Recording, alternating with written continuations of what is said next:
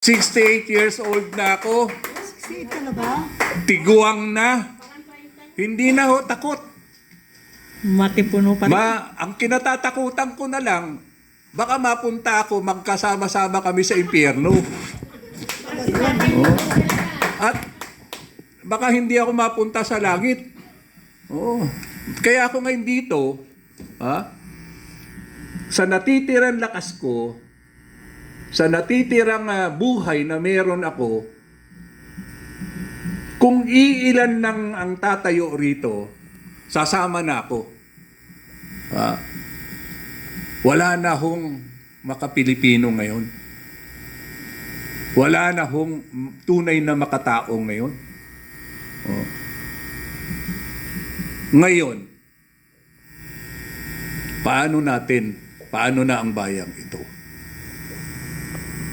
Kalikasan ang gumagawa ng paraan para ipamulat sa atin lahat.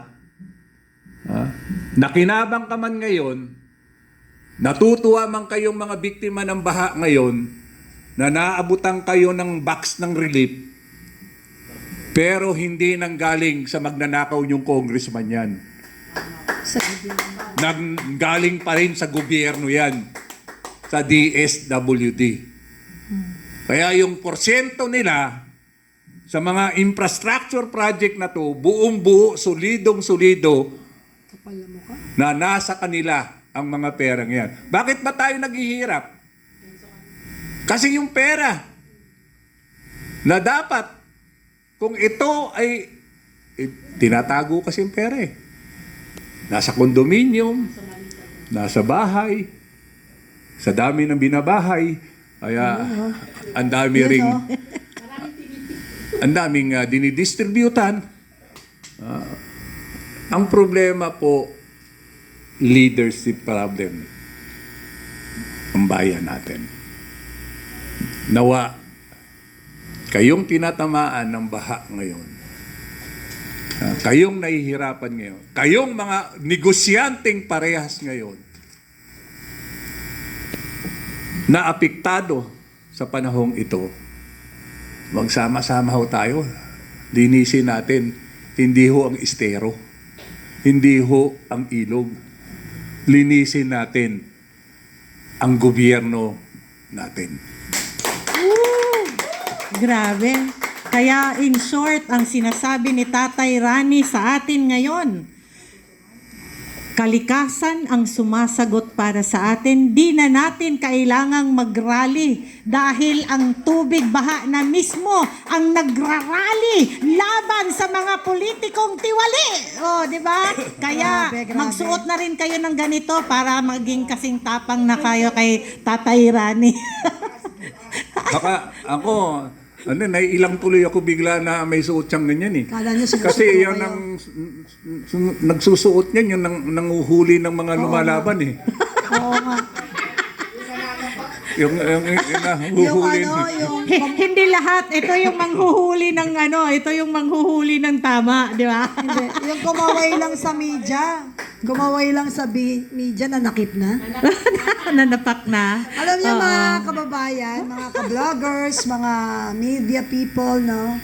Alam mo, it's time also for you to wake up. Kasi lagi tayong may reservation when we give information. But this time, mas kailangan nilang uminom ng brake fluid kaysa sa atin. Why? This is only our way na lang na natitira para magkaroon ng totoong informasyon ng ating mga kababayan. Why? Nililihis nila lagi eh. Nililihis nila. Kaya mga kababayan, lagi ko pong sasabihin po ito ng paulit-ulit sa inyo. Kahit anong panlilang, kahit ilang ulit at paulit-ulit ginagahasa ang ating bansa, laging tinatarantado ang mga issues, minamaliit na parabang wala silang ginawang mali. Yung pag-justify nila sa mga mali nilang nagawa, ito po ay kinasira ng atin pong bansa na siya naman nating pinabayaan.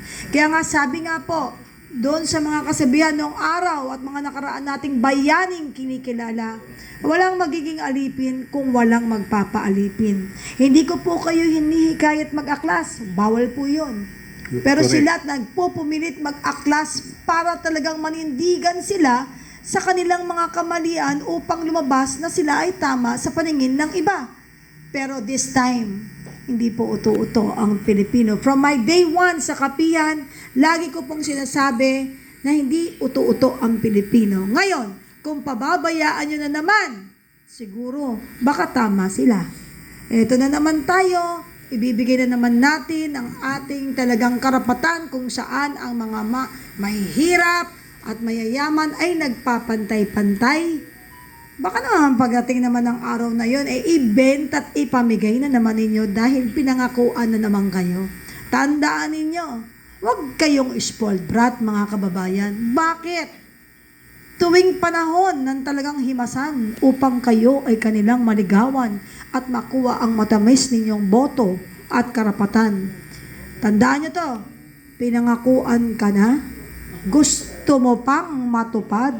Ang spoiled brat mo, paulit-ulit na lang, hindi nila tutuparin yan dahil ang magnanakaw ay magnanakaw at magnanakaw at magnanakaw ng paulit-ulit because they find happiness kapag may greediness. Di ba? Anyway, moving forward, Kaasya, ang atin naman po talagang ilalatag ngayon kay Tatay Rani, no? Alam mo, yung iba nga dyan, magkape muna kayo dahil yung iba wala talagang takot para manginig naman yung iba. Kasi sobra na itong ginagawa sa ating bansa Sobra na to. Yung mga mahihirap, gusto mo lalo pang maghirap, bibigyan mo lang ng patikim, pero yung binigay mo, hindi naman galing din sa bulsa kung saan ka nakaipon. Baka naman pati yung bathtub mo, kung natatandaan nyo mga kababayan. May issue dati tungkol dyan sa kaperahang. Bundok-bundok hanggang sa bathtub, puno. Di ba, hindi maitago, umaalsa na yung takip ng bathtub. Mahiya naman kayo. Kaya ang dami pong nagugutom, madaming nilalamig, maraming wala ng bahay kasi sinama na ng agos ng tubig na rumaragasa. Marami na natabunan, buhay na nga buhay pa sa ilalim. Lumalaban para malaman natin ang katotohanan. Ewan ko lang kung bubuhayin pa nila yan kasi baka pag-ulat pa. Mga kababayan, tandaan ninyo naman kung anong nangyayari. Huwag naman paulit-ulit. Magkamali tayo ng pili o magkapali tayo ng desisyon isang beses. Pwede pa yan. May kapatawaran yan.